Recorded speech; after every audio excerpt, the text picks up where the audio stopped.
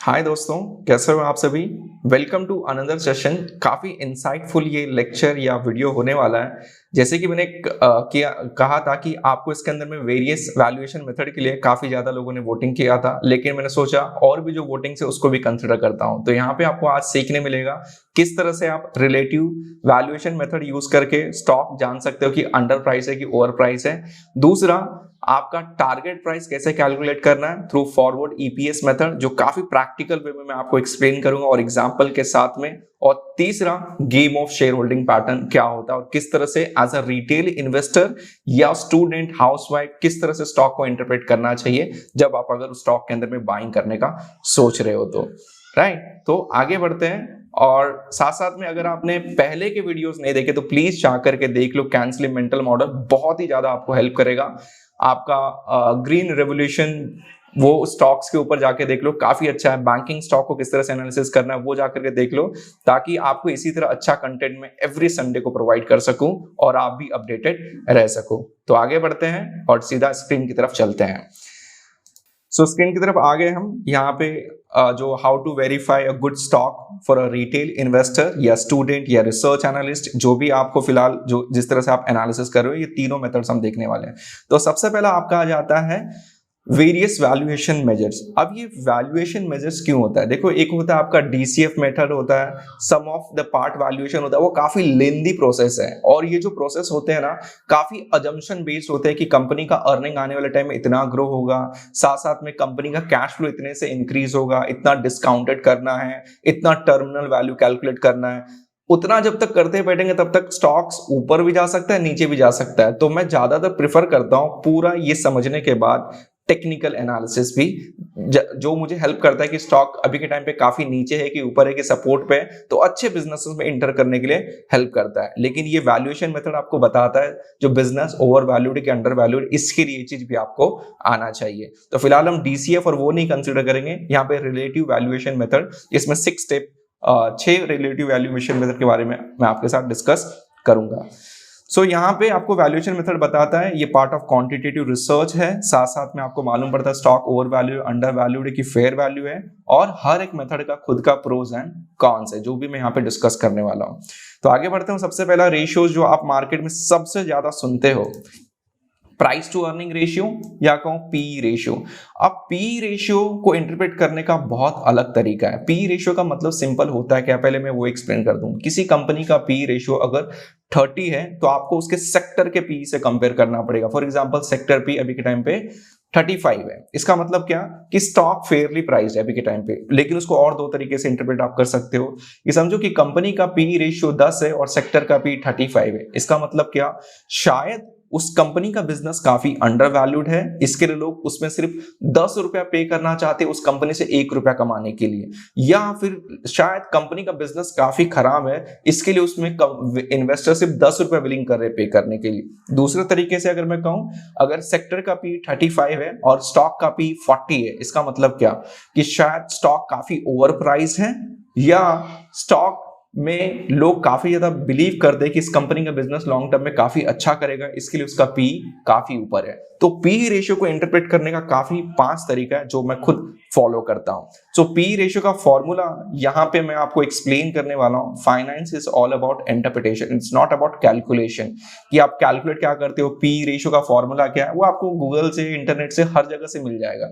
लेकिन P ratio as a retail investor, as a 10वीं pass, as a normal housewife, retired person, उसको क्या पता कैलकुलेशन करना है। वो थोड़ी ना फंडामेंटल रिसर्चर बनने जा रहा है, लेकिन उसको समझना है कि पी रेशियो क्या इंडिकेट करता है जो मैं स्टॉक्स बाय करने जा रहा हूं। राइट, तो उसके हिसाब से हम देखेंगे। तो यहाँ पे फॉर्मूला मैंने यहाँ पे ऑलरेडी लिख करके रखा है। करंट प्राइस, जो स्टॉक प्राइस करंटली चल रहा है, और कंपनी का ईपीएस क्या, अर्निंग प्राइस पर शेयर।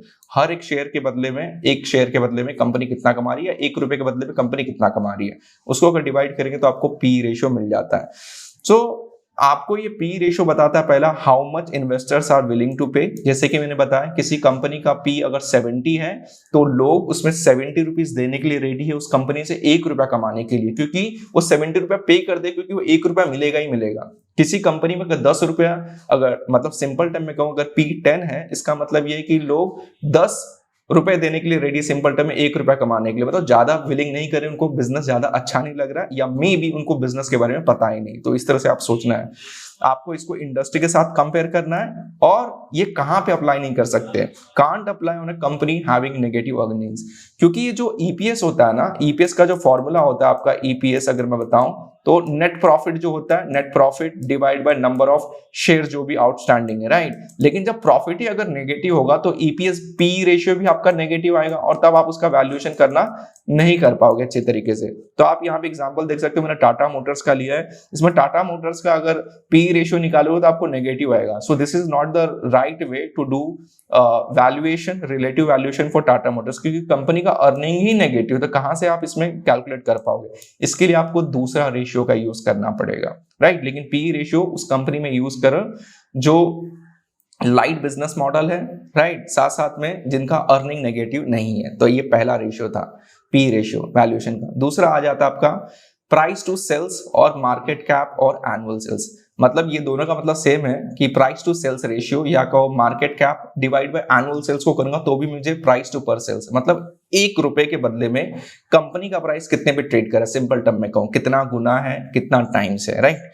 सो यहाँ पे प्राइस टू सेल्स रेशियो क्यों यूज करना है, ये मेथड आपको यूज इसके लिए करना है कि आप वो कंपनी में यूज कर सकते हो जो कंपनी लॉस मेकिंग है, मतलब जो कंपनी प्रॉफिट नहीं, नेगेटिव में रिटर्न है उनके, मतलब प्रॉफिट नहीं हो रहा लेकिन टर्नओवर तो हो रहा है ना, तो आप वहां पे प्राइस टू सेल्स रेशियो का यूज कर सकते हो। उसमें प्राइस टू सेल्स रेशियो के लिए आप चाहो तो करंट प्राइस जो चल रहा है स्टॉक का डिवाइड बाय कंपनी का जो sales divide by number of shares, अगर ये दोनों को मैं डिवाइड करके एक पॉइंट मिलेगा और टोटल डिवाइड करूंगा तो मुझे प्राइस टू सेल्स मिलेगा, पीएस मिलेगा। या तो कंपनी का मार्केट कैप जितना अभी के टाइम पे और कंपनी ने इस साल में कितना सेल्स कमाया है, राइट, उससे मैं डिवाइड कर दूंगा तो भी पर सेल्स मुझे आपका प्राइस टू सेल्स रेशियो मिल जाएगा, right. So company made a loss in recent quarter but if got order book can help. तो ये क्यों यूज करना है, कभी कभी कंपनी का प्रॉफिट आपको नेगेटिव दिखाई देता है लेकिन कंपनी को सडनली ऑर्डर बुक्स आ गए, जैसे कि आपका सोना कॉमस्टार को 176 बिलियन रुपीस के आसपास का ऑर्डर बुक है, या आपका टाटा पावर की बात करें, फिलहाल तो कंपनी पॉजिटिव है आपका सोना कॉमस्टार, लेकिन मैं जस्ट कह रहा हूं तो किसी कंपनी का अर्निंग आने वाले टाइम में इंक्रीज हो सकता है, तो वहां पे पी रेशियो आप यूज नहीं कर सकते हो क्योंकि करंटली कंपनी का प्रॉफिट नेगेटिव है। तो यहाँ पे ऑर्डर बुक्स आने की वजह से कंपनी का प्रॉफिट में कन्वर्ट होने का चांसेस हायर है, तो इसके लिए आपको price to sales ratio use करना चाहिए। उसके बाद सम इन्वेस्टर्स बिलीव कि प्रॉफिट जो होता है, पैट जो होता है, नेट प्रॉफिट को इन्फ्लेट कर सकते हैं, मतलब लोग इंक्रीज कर सकते हैं, क्योंकि उसके अंदर में जब इबिटा कैलकुलेशन होता है उसमें से डिप्रिसिएशन और अमोर्टाइजेशन माइनस या प्लस कर सकते हो, कंपनी के अंदर में डिपेंडेंट रहता है और वो इंटेंजिबल होता है, राइट। तो उसकी वजह से क्या होगा, आपका ओवरऑल प्रॉफिट इंक्रीज हो जाएगा, तो पी रेशियो उसके हिसाब से दिखाई देगा, राइट। तो ये चीज भी आपको देखना है, इसके लिए प्राइस टू सेल्स रेशियो को लोग कंसिडर करते हैं। लेकिन ये रेशियो की वजह से प्रॉब्लम क्या, अगर आप directly price to sales ratio देखोगे तो आपको मालूम नहीं पड़ेगा कि कंपनी का प्रॉफिट कितना जनरेट कर रहा है, उसके हिसाब से कंपनी का पी रेशियो कितना रहना चाहिए। इसका ये कौन से, क्या पता कंपनी का प्रॉफिट मार्जिन काफी कम है और कंपनी का सेल्स काफी बेहतर है। रेडिंगटन इंडिया का सेल्स आई थिंक 57,000 करोड़ के आसपास है, आई थिंक प्रॉफिट काफी कम है, आई थिंक 5% से भी कम है। तो वहां पे आपको उस कंपनी का बिजनेस अगर वैल्यू करेगा प्राइस टू सेल्स रेशियो तो काफी खराब आपको अच्छा दिखाई देगा, लेकिन that is not the right way to do valuation. तो each and every valuation ratio has its own pros and cons, right. तो यहाँ पे अगर मैं बताऊं तो यहाँ पे टाटा मोटर्स में जैसे कि यहाँ पे सेल्स देख सकते हो पॉजिटिव, तो यहाँ पे आप price to sales ratio calculate कर सकते हो। ये जो भी रेशियो बता रहा हूं ना, ये सारा का सारा मैं आपको एक्सेल शीट में भी आपको शेयर कर दूंगा टेलीग्राम ग्रुप में, वहां से आप ले लेना, आपको काफी यूजफुल रहेगा, राइट। तो वहां से मैं कैलकुलेट करके आपको बता दूंगा। उसके बाद इसका अगर नेगेटिव देखोगे तो नेगेटिव आपको मिल जाएगा, जैसे कि मैं आपको लाइव बिल लेके चलता हूं तो आपको थोड़ा सा क्लियर हो जाएगा। सो यहाँ पे आ जाता हूं मैं इस पे, तो यहाँ पे मैंने टाटा एलजी का फिलहाल एक वैल्यूएशन कर रहा हूं, तो यहाँ पे टाटा एलजी का मार्केट कैप कितना है, करंट मार्केट प्राइस कितना है, इस साल का 2021 का सेल्स कितना है in terms of crores, EBITDA कितना है, पैट कितना है, ईपीएस कितना है, नंबर ऑफ शेयर आउटस्टैंडिंग कितना है, ईपीएस ग्रोथ मैंने कैलकुलेट किया है, बुक वैल्यू पर शेयर। तो यहाँ पे टाटा एलजी का पी रेशियो कितना आ रहा है 125.59। तो यहाँ पे आप देख सकते हो कि अगर करंट प्राइस को डिवाइड बाय ईपीएस से करो तो कंपनी का पी रेशियो आ गया, राइट। इंडस्ट्री पी कितना 39, तो कंपनी क्या है फिलहाल ओवर प्राइस इस in terms of relative valuation के हिसाब से दिख रहा है। उसके बाद आपका प्राइस टू सेल्स रेशियो पे आ जाते हैं। यहाँ पे प्राइस टू सेल्स रेशियो क्या है, कंपनी का market cap divide bye company का सेल्स, कितना टाइम आ रहा है यहाँ पे, अराउंड 24.79 टाइम्स, मतलब पर सेल्स कंपनी का मार्केट कैप अराउंड 24 रुपीज के आसपास का है। मतलब ये कंपनी काफी बेहतर जनरेट करके दिखा रहा है पर सेल्स के बदले में अगर देखें, राइट। तो उसके बाद ये सारा का सारा कैलकुलेटेड है। पहले हम इधर आ जाते हैं, अब नेक्स्ट रेशियो के बारे में बात करते हैं तो आपको और क्लियर आइडिया दिखाई देगा, जो कि है हमारा पेग रेशियो। अब पेग रेशियो क्या होता है ना कि बहुत सारे लोग पी रेशियो जब कैलकुलेट करते हो, जब आप निकालते हो, तो if P is more than industry average, जब भी उस कंपनी का P ratio more than industry average, जैसे कि मैंने आपको टाटा एलजी का दिखाया, सेक्टर पी अराउंड 39 या 40 के आसपास था और कंपनी का पी 125 के आसपास था। तो क्यों उस कंपनी का पी रेशियो 125 है, इसको जस्टिफाई करने के लिए आपको पेग रेशियो यूज करना चाहिए उस कंपनी, ना कि पी रेशियो। क्यों, तो यहां पे मैं आपको दिखा देता हूं कि पी रेशियो उस कंपनी का ज्यादा था एवरेज से, तो इसके लिए हमको पेग रेशियो कंसीडर करना है। Needs to consider EPS growth और पैट ग्रोथ, मतलब आपको चेक करना है कंपनी का जो ईपीएस क्या हर साल ग्रो हो रहा है, अर्निंग प्राइस पर शेयर, मतलब अगर अर्निंग्स प्राइस पर शेयर ग्रो हो रहा है या हर साल कंपनी का प्रॉफिट इंक्रीज हो रहा है, तो इसके लिए लोग फोरकास्ट कर रहे हैं कि कंपनी अभी भी अच्छा बिजनेस है और लॉन्ग टर्म अच्छा रिटर्न दे सकता है। इसके लिए उनके अर्निंग पे कंपनी को लोग बेट कर रहे हैं कि आने वाले टाइम में स्टॉक मुझे मिस नहीं करना चाहिए, इसके लिए उनका जो पी रेशियो ऊपर है। तो यहाँ पे राइट तरीका है पेग रेशियो आइडेंटिफाई करने का, राइट। अगर 1 के नीचे है मतलब अंडर है, मोर देन 1 है मतलब ओवर है, या फिर इक्वल है मतलब फेयर वैल्यू पे प्राइस पे चल रहा है। पेग रेशियो कैलकुलेट करने का फॉर्मूला आपको इंटरनेट से मिल जाएगा, लेकिन मैंने आपको इंटरप्रिटेशन करना सिखाया। P ratio divide by earning growth, मतलब अर्निंग ग्रोथ में आप ईपीएस का ग्रोथ ले सकते हो, मतलब आपको क्वार्टर 1 क्वार्टर 2 या ईयर 1 ईयर 2 का आप परसेंटेज चेंज कैलकुलेट करके कितने परसेंटेज से ईपीएस ग्रो हुआ है, उसको पी रेशियो से आप डिवाइड कर दो, आपको पेग रेशियो मिल जाएगा। अगर वो 1 के ऊपर है मतलब ओवर है, 1 के नीचे अंडर है, 1 के आसपास है मतलब फेयर। इस तरह से आपको सिंपल में समझ सकते हो।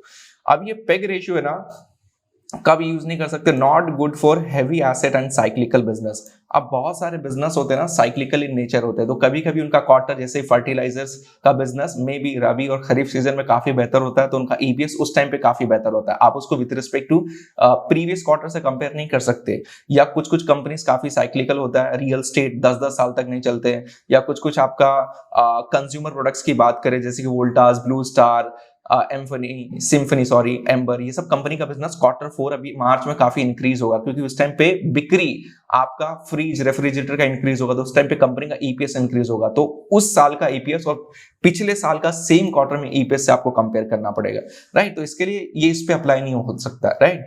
और can't apply on company having negative earnings. अब यहाँ पे क्यों नहीं कर सकते नेगेटिव अर्निंग, क्योंकि इस कंपनी में पी रेशियो पेग रेशियो में आ जाता है, पार्ट है, तो ये नेगेटिव रहेगा तो पेग रेशियो भी नेगेटिव आएगा। तो इसके लिए आपको पेग रेशियो कब यूज करना है, जब कंपनी का पी रेशियो ज्यादा दिखाई दे तो आप उसका अर्निंग पर शेयर जो ग्रोथ कैसा है उसके हिसाब से आपको कंपेयर करना है, राइट। तो यहाँ पे आ जाते हैं। सो यहाँ पे मैं ले चलता हूँ आपको, यहाँ से मैंने यहाँ पे डाल के रखा था, डायरेक्टली आपको वहीं ले चलता हूँ तो आपको थोड़ा क्लियर आइडिया मिलेगा। तो यहाँ पे मैंने पेग रेशियो कैलकुलेट करके रखा। पेग रेशियो कितना आ रहा है, 2.88 टाइम्स। अब यहाँ पे क्या किया मैंने, ईपीएस ग्रोथ कितना है 43% के हिसाब से, मतलब 43 के आसपास मैंने पकड़ा है, और पी रेशियो कितना था 125, तो 125 डिवाइड बाय 43.47 उसके हिसाब से कितना आया है, अराउंड देखे तो 2.88 टाइम्स। तो यहां से दिखाई दे रहा है इस कंपनी का पेग रेशियो थोड़ा सा ओवर प्राइस दिखा रहा है, मतलब कंपनी थोड़ा सा ओवर प्राइस दिख रहा है in terms of relative valuation method, लेकिन पी रेशियो को देख रहे तो बहुत ज्यादा ओवर प्राइस दिख रहा था। पेग रेशियो में फिर भी मतलब 1.52 के आसपास चल जाता है, एटलीस्ट ज्यादा होगा तो ओवर वैल्यूड हो जाता है, लेकिन मेरे ख्याल से ये फिलहाल डिसेंट है, इतना भी ज्यादा नहीं। 4-5 हो जाता तो बहुत ज्यादा हाई है, और अर्निंग प्राइस पर शेयर ग्रो कर रहा है, इसके लिए कंपनी ग्रो कर रही है, ये आपको समझना है, राइट। तो यहां से हमने पेग रेशियो के बारे में भी समझा। नेक्स्ट जो रिलेटिव वैल्यूएशन मेथड है वो है आपका प्राइस टू बुक रेशियो। बहुत सारे लोग प्राइस टू बुक रेशियो के बारे में बात करते हैं कि प्राइस टू बुक रेशियो क्यों यूज करना, पहली बात वो समझ लेते हैं। प्राइस टू बुक रेशियो का मतलब ये होता है कि कंपनी के पास टोटल एसेट कितना है, टोटल एसेट कितना है और टोटल लायबिलिटीज कितना है, वो मैटर करता है। अगर इन दोनों को मैं माइनस करूं तो जो वैल्यू बचेगा नेटवर्थ उसको कहते हैं, या आपका बुक वैल्यू कहते हैं उसको। मतलब आपके पास टोटल एसेट कितना है, मतलब आपके पास 10 लाख की संपत्ति है, प्रॉपर्टी एसेट है, और आपके पास 5 लाख का लायबिलिटी, मतलब long term debt short term debt उसकी बात करें वो है, तो 10 लाख माइनस 5 लाख करें तो टोटल बुक वैल्यू कितना हो गया, 5 लाख के आसपास है। उसी तरह जब कंपनी बैंकरप्ट हो जाता है या कंपनी डूबने वाली होती है तो सबसे पहले जो एसेट है उसको बेचना होता है। 10 लाख रुपए आया और उसमें से उनको देना जिनसे पहले कर्जा लिया, उसको चुकाया, उसके हिसाब से बुक वैल्यू एक बन जाता है कि ये कंपनी का एक नेटवर्थ है, एक बुक वैल्यू है, राइट। उसको अगर नंबर ऑफ शेयर से डिवाइड करो, जितने शेयर होल्डर उस कंपनी में, तो उनको कितना पर शेयर के हिसाब से मिलेगा। जो मार्केट प्राइस में अगर 100 रुपए का शेयर चल रहा है लेकिन बुक वैल्यू के हिसाब से सिर्फ 5 रुपए आ रहा है, तो हर किसी को सिर्फ 5 रुपया ही मिलेगा, राइट। सिंपल टर्म में अगर एक्सप्लेन करूं, जब कंपनी एकदम इंसॉल्वेंसी में चले जाता है, राइट, बैंकरप्सी में चले जाता है, तो यहां पे हम आ जाते हैं how much investor willing to pay of book value. मतलब अगर बुक वैल्यू कंपनी का जितना आ रहा है उसके हिसाब से कंपनी को लोग कितना पे कर रहे हैं, राइट। यहाँ पे आप बुक वैल्यू पर शेयर कैलकुलेट कर दिया आपने 5 लाख और डिवाइड बाय समझो कि 5 लाख शेयर है, तो 1 रुपया बुक वैल्यू पर शेयर आ गया। मतलब हर एक शेयर के बदले में जब ये कंपनी डूब जाता है तो आपको 1 रुपया मिलेगा, आपको 100 रुपया नहीं मिलेगा। या फिर आप इसको if more investor consider company has a good finance, good future prospect, अगर प्राइस टू बुक रेशियो ज्यादा आता है इसका मतलब ये भी होता है कि कंपनी काफी बेहतर है, उसका बुक वैल्यू काफी अच्छा है, एसेट का वैल्यू काफी अच्छा है और कंपनी आराम से बैंकरप्सी को मीट कर सकता है। इसके लिए इस कंपनी के अंदर में लोग ज्यादा से ज्यादा विलिंग पे कर रहे हैं क्योंकि उनके पास एसेट अच्छा खासा है, राइट। ये चीज भी नोटिस करना है। दूसरा, must use in heavy industry as a intangible asset did not consider. तो प्राइस टू बुक रेशियो आपको कौन से बिजनेस के लिए यूज करना है? जो हैवी इंडस्ट्री बिजनेस मॉडल होते हैं, स्टील, सीमेंट, रियल एस्टेट। क्यों? उनके पास एसेट बहुत ज्यादा होता है और वहीं पे आईटी कंपनीज में एसेट नहीं होता, वो इंटेंजिबल उनका प्रोप्राइटी या दूसरा कुछ वैल्यू होता है, गुडविल्स होता है। तो वहां पे आप बुक वैल्यू कहां से आप कैलकुलेट कर पाओगे? क्योंकि एसेट से ही तो आप कैलकुलेट कर पा रहे हो। तो इसलिए प्राइस टू बुक रेशियो आपको सिर्फ हैवी इंडस्ट्री बिजनेस मॉडल में ही यूज करना है। सो यहाँ पे अगर आपको कैलकुलेट करना है price to book ratio Tata motors का, तो टाटा मोटर्स का टोटल एसेट कितना है यहाँ पे? 3,41,569 करोड़।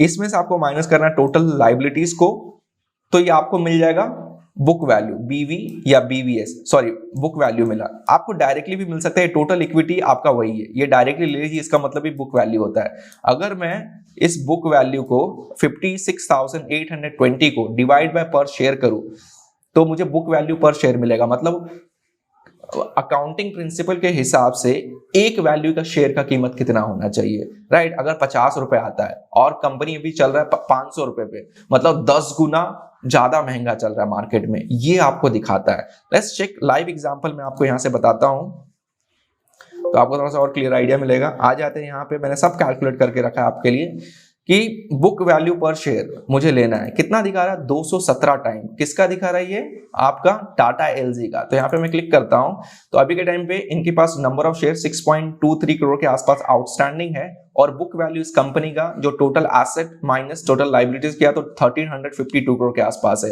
मतलब बुक वैल्यू पर शेयर इस कंपनी का 217 रुपए के आसपास है। मतलब कल जाकर के टाटा एलजी अगर बैंकरप्ट हो जाता है, अगर बंद हो जाता है, तो आपको हर एक शेयर के बदले में 217 रुपए मिलेगा। लेकिन अभी कितने पे चल रहा है शेयर? ये 7,424 रुपए के आसपास, राइट। मतलब लोग इतना ज्यादा अभी भी पे करें क्योंकि बिजनेस काफी प्रॉमिसिंग उनको लग रहा है, automation is the next future, right. उसके हिसाब से 7,400 मार्केट प्राइस चल रहा है, मार्केट प्रीमियम चल रहा है।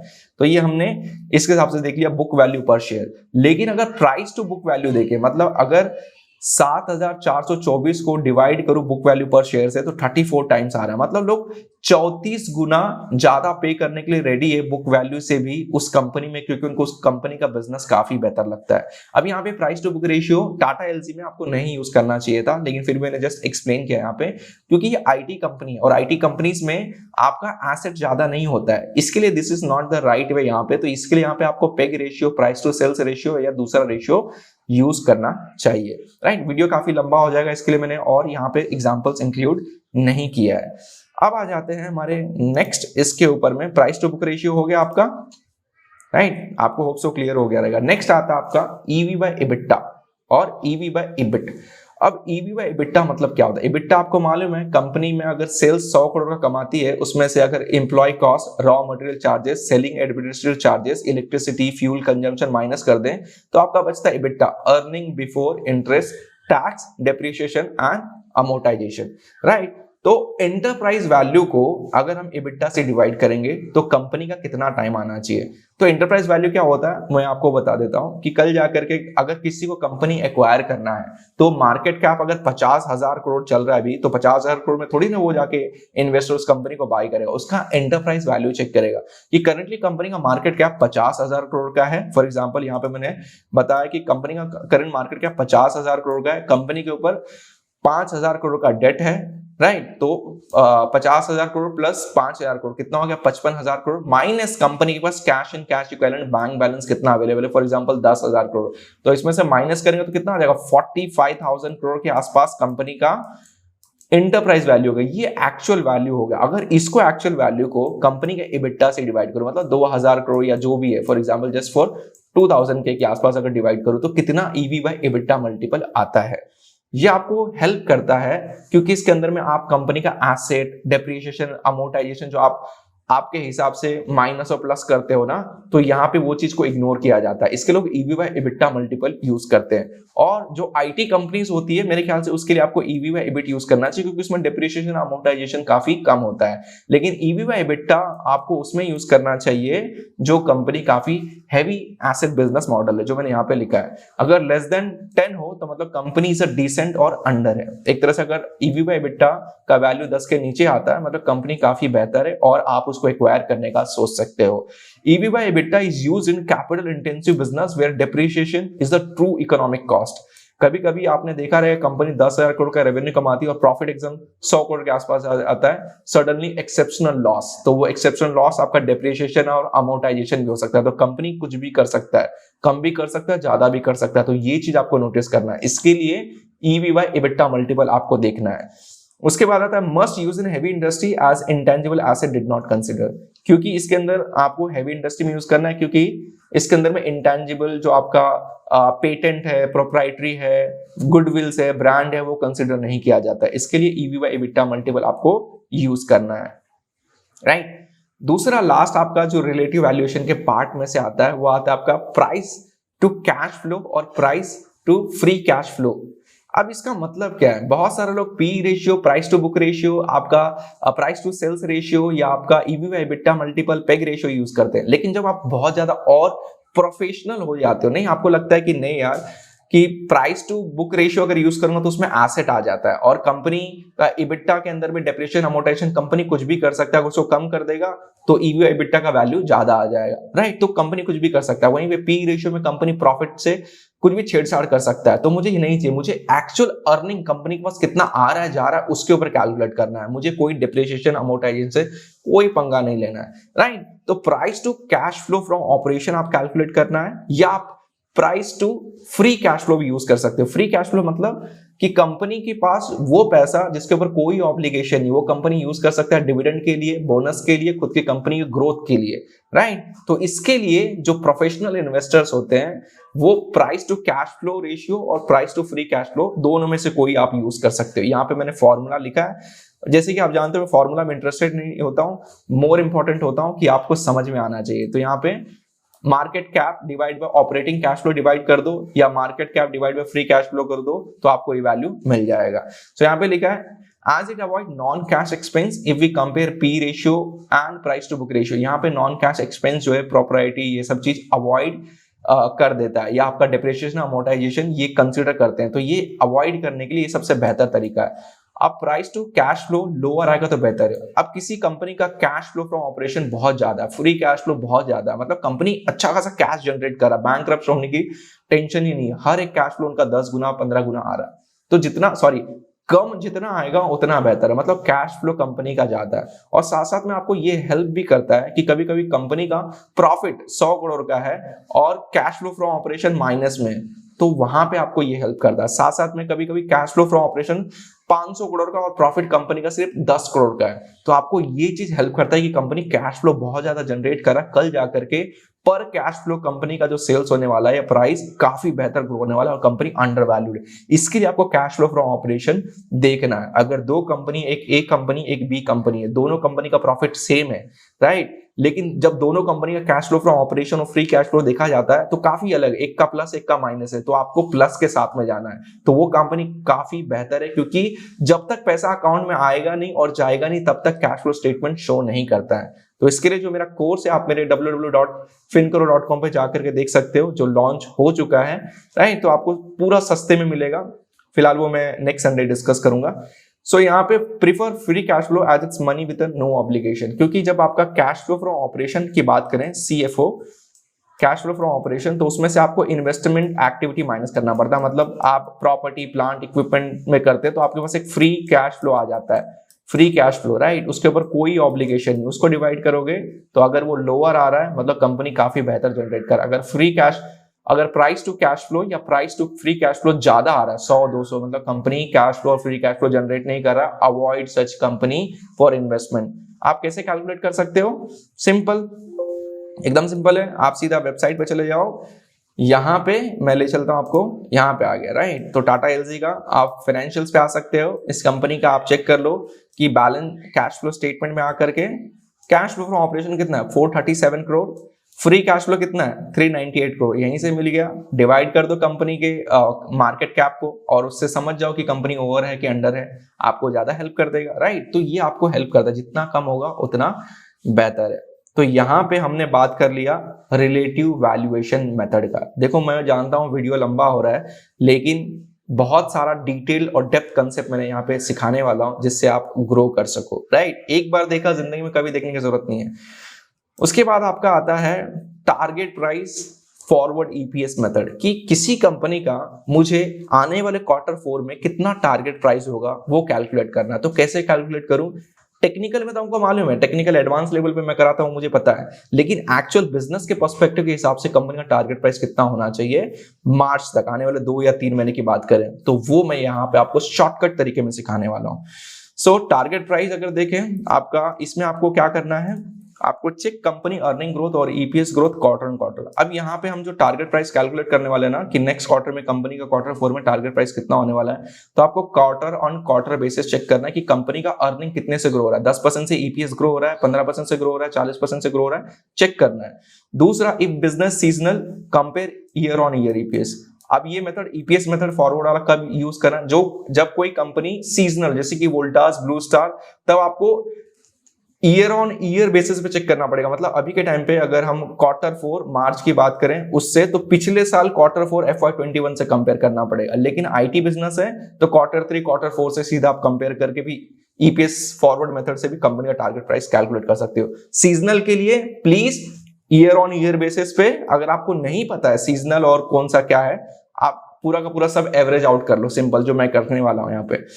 But for a good investment, always check quarter on quarter, year on year growth for a company sales and PAT। और साथ साथ में आप चेक करो कि कंपनी का हर साल प्रॉफिट और सेल्स ग्रो हो रहा है कि नहीं। अगर ग्रो हो रहा है तो डेफिनेटली कंपनी का जो टारगेट प्राइस आपने कैलकुलेट किया है वो एक जस्टिफाइबल है। फिर can't be applied on a company making losses to remember.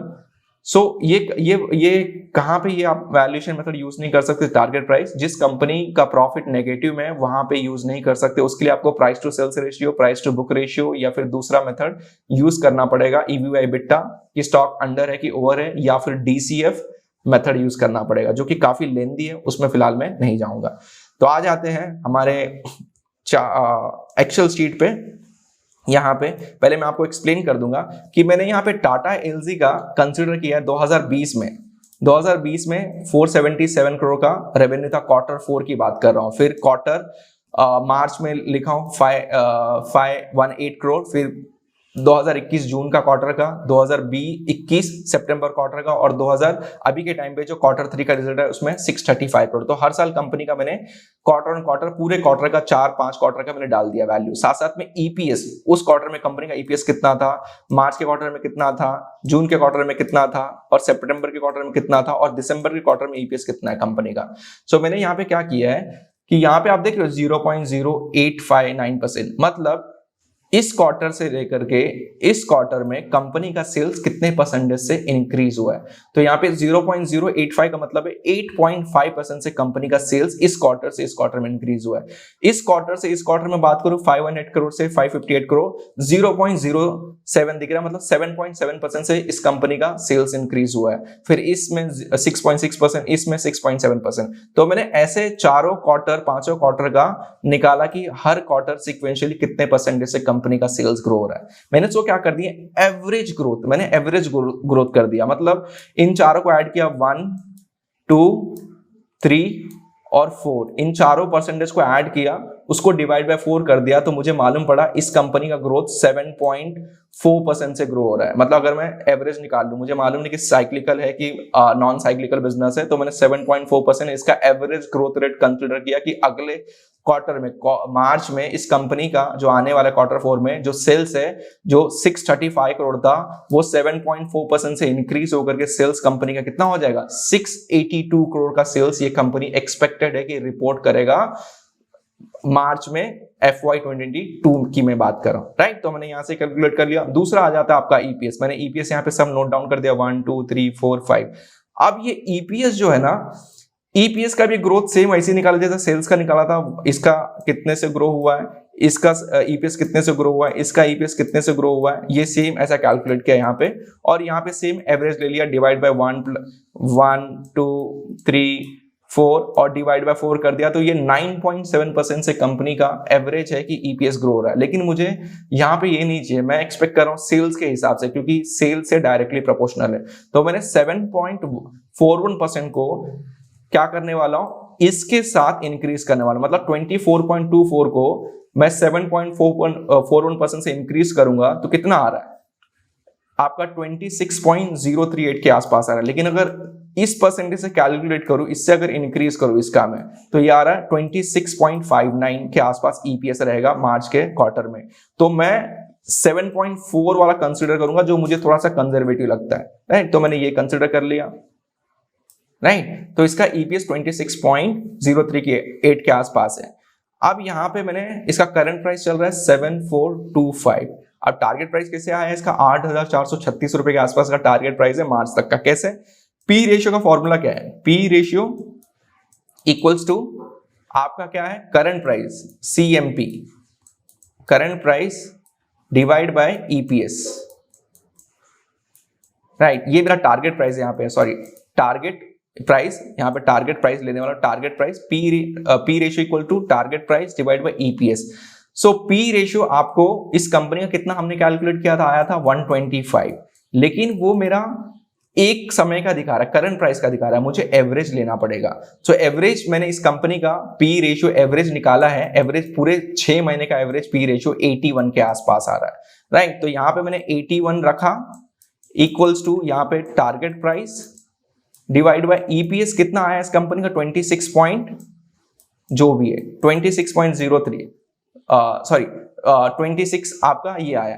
लेकिन यहाँ पे एक चीज और था आपका, यहाँ पे आपको दिख रहा रहेगा 104, इसको आपको 26 से नहीं, इसमें 26.038 आया, ये सिर्फ क्वार्टर का आया है, राइट। आपको इसको 4 से मल्टीप्लाई करेगा तब जा करके आपको पूरे साल का मिलेगा, क्योंकि पी रेशियो तो एवरेज निकाल रहे हो ना। तो इसको 26.038 को मैं करूंगा 4 से मल्टीप्लाई और वैल्यू आएगा 104.15। तो यहाँ पे 10 मतलब 81 इक्वल्स टू टारगेट प्राइस, मतलब करंट प्राइस जो आप निकाल रहे हो, और 104.15, इसका क्रॉस मल्टीप्लाई करूंगा तो वैल्यू आ रहा है आपका 8,436 के आसपास। तो इस तरह से आप कंपनी का टारगेट प्राइस कैलकुलेट कर सकते हो। अब इसको हम लाइव ले लेते हैं कि बहुत सारा आपको मिक्सचर हो रहा रहेगा, मे बी लाइव यहाँ पे आ जाते हैं। इस कंपनी का मैंने यहाँ कैलकुलेट करके रखा है, किसी भी कंपनी का, यहाँ पे देख रहे हो सेल्स का वैल्यू डाल करके रखा है मैंने, यहाँ पे पूरा का पूरा कैलकुलेटर, पूरा फॉर्मूला डाल करके रखा हुआ है, राइट। तो इस कंपनी का ग्रोथ कितने से होने वाला है, 7.41% से। इसका ईपीएस का ग्रोथ कितना दिखा है, 9.7%, लेकिन हमको क्या लेना है, 7.41%। तो only EPS with growth forward ये नहीं लेना है, आपको consider with sales growth rate, तो जिससे 26.038 है, मतलब आप सिर्फ वैल्यू डालो ऑटोमेटिकली कैलकुलेट हो जाएगा। सो इसका ईयरली ईपीएस निकाल दिया, मतलब मल्टीप्लाई 4 किया, इसमें आप देख रहे हो यहाँ पे मल्टीप्लाई 4 किया तो 104 आया। अब यहाँ पे ये टारगेट प्राइस आ गया, इसमें भी फॉर्मूला डाल के रखा है, आपको दिख रहा रहेगा। पी रेशियो इस कंपनी का कितना है, 6 मंथ का एवरेज 81 है, और अभी के टाइम पे ईयरली ईपीएस 104, तो मल्टीप्लाई करो तो कितना आ रहा है 8436। करंट प्राइस क्या चल रहा है 7425, मतलब स्टॉक अंडर वैल्यूड है, जिस हिसाब से कंपनी का ईपीएस आने वाले क्वार्टर में दिखने वाला है, एंड फॉर श्योर ये कंपनी 8436 को टच कर सकता है। एवरेज पी निकालना है आपको इस कंपनी का, आप सीधा स्क्रीनर पे चले जाओ, स्क्रीनर पे चले जाओगे, यहाँ पे आपने टाटा एलजी टाइप कर दो, कोई भी कंपनी, फिलहाल के लिए यहाँ पे कौन सी कंपनी, यहाँ पे अल्ट्राटेक है तो हम टाटा एलजी डाल देते हैं, टाटा एलजी। सो मैं यहाँ पे एवरेज पी लेना चाहता हूँ, तो पी रेशियो पे क्लिक करता हूँ, 6 महीने का पी रेशियो का एवरेज क्या है 81, तो यहाँ से मैंने ले लिया, राइट। तो A to Z आप वेबसाइट यूज करके भी कैलकुलेट कर सकते हो। तो इस तरह से हम किसी भी कंपनी का टारगेट प्राइस भी कैलकुलेट कर सकते हैं। जो स्टॉक आपने बाय किया फिलहाल अंडर वैल्यूड है, क्वार्टर 4 में आपको 8400 का टारगेट दे सकता है। अब आता है लास्ट कंसेप्ट, वीडियो काफी लंबा है but it's a learning, earning होता है जो लर्निंग पे फोकस करता है। Game of share holding pattern. तो आपको क्यों शेयर होल्डिंग पैटर्न देखना चाहिए एज अ रिटेल इन्वेस्टर या रिसर्च एनालिस्ट, राइट। तो यहाँ पे game of share holder pattern मैंने कुछ पॉइंट्स मेंशन किए हैं, एक एक पॉइंट्स एक्सप्लेन करूंगा क्यों देखता हूं मैं। How much share capital is owned by promoter, FII, mutual fund, DI and retail investor. कोई भी शेयर होल्डिंग पैटर्न के अंदर में उस कंपनी के प्रमोटर के पास कितना स्टेक है वो मैटर करता है। अगर सोचो आपकी कंपनी है और कल जाकर के आपका पहले 50% स्टेक था, तो आप उस कंपनी में रिस्पॉन्सिबिलिटी और डिसीजन ले पा रहे थे अच्छे तरीके, क्योंकि आपकी कंपनी थी। वहीं पे आपका स्टेक कम हो जाता, 20% 15% के आसपास जाता, बाकी दूसरे लोग का स्टेक इंक्रीज हो जाता। मतलब वो लोग चाहे तो कल जाकर के आपको ही कंपनी से निकाल सकते हैं। तो इसके लिए कंपनी में प्रमोटर स्टेक्स अच्छा होना चाहिए। प्रमोटर स्टेक्स मतलब आईपीओ के थ्रू जो पैसा रेज करते हैं, तो उनको भरोसा रहता है ये बिजनेस काफी बेहतर करने वाला, जो सेकंड ओनर रहते हैं एक तरीके से, सेकंड शेयर होल्डर और promoter in the company, which gives picture the company it should be. मतलब आने वाले टाइम में कंपनी कहां जा सकता है, अगर प्रमोटर स्टेक ज्यादा है तो कंपनी ग्रो कर सकता है। मैं मानता हूं कि कोई अच्छी कंपनी में मोर देन 55% या लेस देन 70% के आसपास स्टेक होना चाहिए। फॉर बैंक के लिए अलग रूल है, क्योंकि आरबीआई का उसमें रूल आ जाता है, आरबीआई उसमें प्ले करता है कंट्रोल का। दूसरा, FII और foreign investor which brings confident in a company और economy should be more than public. मतलब कोई भी कंपनी के शेयर होल्डिंग पैटर्न में अगर फॉरेन इंस्टीट्यूशनल इन्वेस्टर FPI का वैल्यू अगर ज्यादा हो, तो वो काफी ज्यादा डिटेल रिसर्च करते हैं। ऐसा पब्लिक हम जो रिसर्च करते हैं मतलब थोड़ा ही रिसर्च करते हैं, लेकिन उनके पास पूरा का पूरा टीम होता है, वो रिसर्च करते हैं और वो इन्वेस्ट करते हैं उस कंपनी में, तो उससे पॉजिटिविटी आता है उस कंपनी में। तो इसके लिए आपको FII का वैल्यू देखना है कितना है, 15% है, 20% है, ज्यादा है, पब्लिक से ज्यादा होना चाहिए जितना ज्यादा। सिमिलरली आपका DII मतलब स्मार्ट मनी, विजय केडिया, राकेश झुंझुनवाला, वो लोग के पास काफी डेप्थ रिसर्च होता है, इनसाइट इन्फॉर्मेशन भी होता है, तो उनको काफी क्लियर होता है कि ये कंपनी क्या कर सकता है आने वाले वक्त में 1-2 साल में। तो उनका स्टेक भी अगर उस कंपनी में ज्यादा हो तो पॉजिटिव साइन है कि वो कंपनी ग्रो हो सकता है। वहीं पे रिटेल लाइक अगर हम देखें, retail like you and me should be, हमारा जो रहता है पब्लिक होल्डिंग की बात कर रहा, हमारा स्टेक काफी कम होना चाहिए। अगर हमारा स्टेक अगर उसमें उस कंपनी 50% होता है, तो मतलब फ्री फ्लोट इंक्रीज हो जाएगा। 50% स्टॉक को बाय सेल करते रहेंगे, वो स्टॉक कभी मल्टीबैगर नहीं बनेगा, राइट। तो इसके लिए मैं यहाँ पे एग्जांपल लिया हूँ सोना कॉमस्टार के मल्टीबैगर बनने का रीजन आप देख लिया, 300 रुपए से अभी जो भी 650 या 700 चला है, क्यों गया? उनका शेयर होल्डिंग पैटर्न देखिए जाकर के, एफएल का शेयर होल्डिंग पैटर्न देखिए, एचडीएफसी बैंक का शेयर होल्डिंग पैटर्न देखिए, राइट, एशियन पेंट का शेयर होल्डिंग पैटर्न देखिए, मारुति का देखिए, बालाकृष्ण इंडस्ट्री, ऐसे इतने सारे एग्जांपल है जहां भी रिटेल पार्टीज का होल्डिंग कम होता है और एफआईआई, डीआईआई और आपका प्रमोटर का स्टेक अगर ज्यादा हो, वो कंपनी चांसेस है कि 4000-5000 रुपए के आसपास का भी स्टॉक उससे ज्यादा जा सकता है, क्योंकि उसमें फ्री फ्लोट कम होता है, वोलाटिलिटी कम होता है।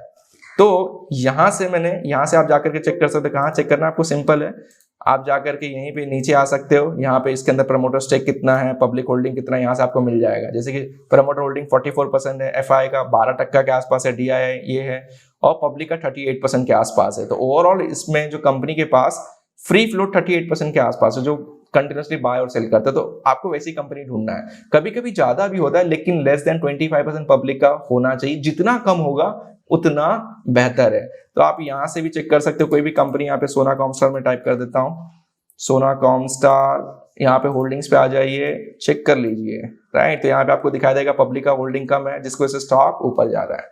इतना सारा चीज मैंने आपको आज सिखाया, पूरा प्रैक्टिकल और लाइव, जिससे आप रिलेटिव वैल्यूएशन यूज करके समझ सको स्टॉक ओवर प्राइस है कि अंडर प्राइस है, साथ साथ में टारगेट प्राइस कैसे शॉर्टकट तरीके से कैलकुलेट कर सकते हो। लेकिन मैं सबसे ज्यादा टेक्निकल एनालिसिस भी यूज करता हूं स्टॉक के अंदर में एंट्री लेने के लिए। और लास्ट हमने बात किया शेयर होल्डिंग पैटर्न क्यों इंपॉर्टेंट है। तो ये मैंने कोशिश किया कि आपको सब कुछ प्रोवाइड कर सकूं। तो होप सो ये सेशन आपको काफी अच्छा लगा रहे। तो प्लीज इस चैनल को लाइक करो, शेयर करो, सब्सक्राइब करो। Thank you so much.